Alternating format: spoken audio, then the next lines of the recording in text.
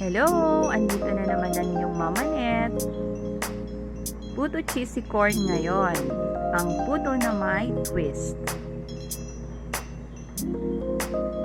Welcome back to my channel. Please like and subscribe para sa mga susunod na recipes.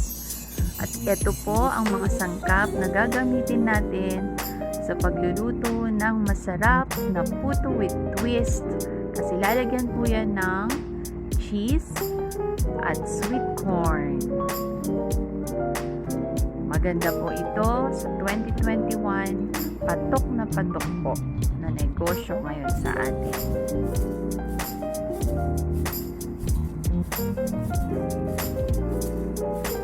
Lalagay po tayo ng 2 cups of all-purpose flour.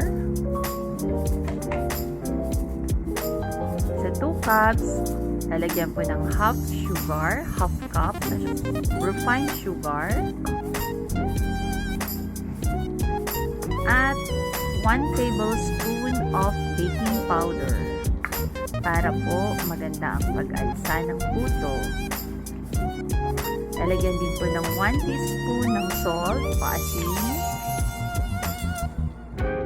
Haluin lang po ang dry ingredients para magsama-sama po. Ngayon, lalagyan naman ng 3 tablespoon ng oil. So, pwedeng cooking oil, palm oil, vegetable oil, or canola oil.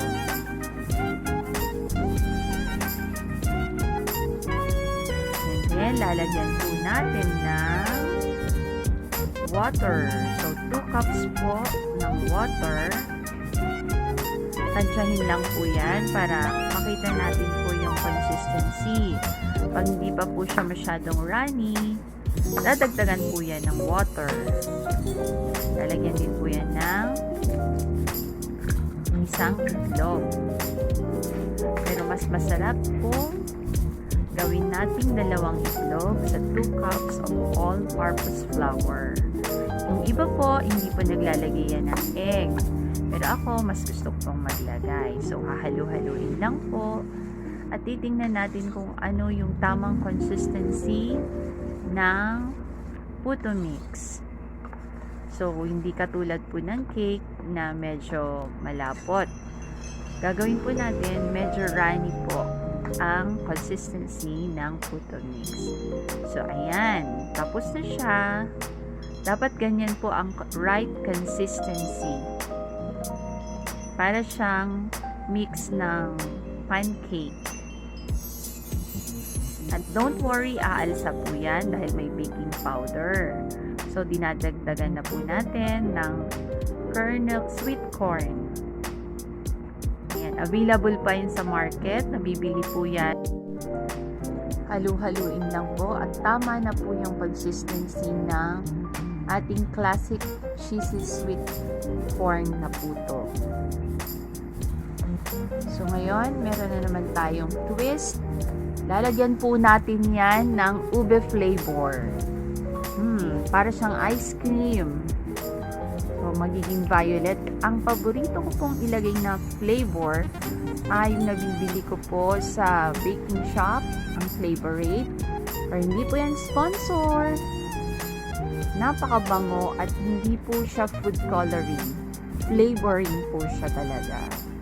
Super lasa siyang ice cream na Ube Flavor. Pero no, puto po siya.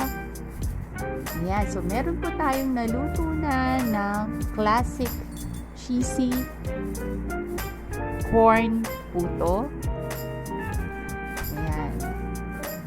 So, hinaan lang po natin yung apoy pag naisalang na. Pero tip po siya na kailangan pag binoboil po natin yung tubig, lakasan muna natin. Pag nag-boil, hinaan na po. So, yan. Luto na ang ube puto with corn at classic puto with corn and with cheese. So, ang daming twist ng ating puto recipe ngayon.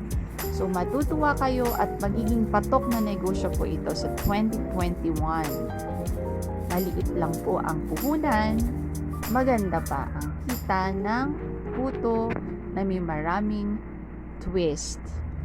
So, ilalagay po natin sa top. Pwede po siyang 10 pieces or 12 pieces. Ayun po sa gusto nyong size ng paglalagyan. So, thank you for watching. Sana po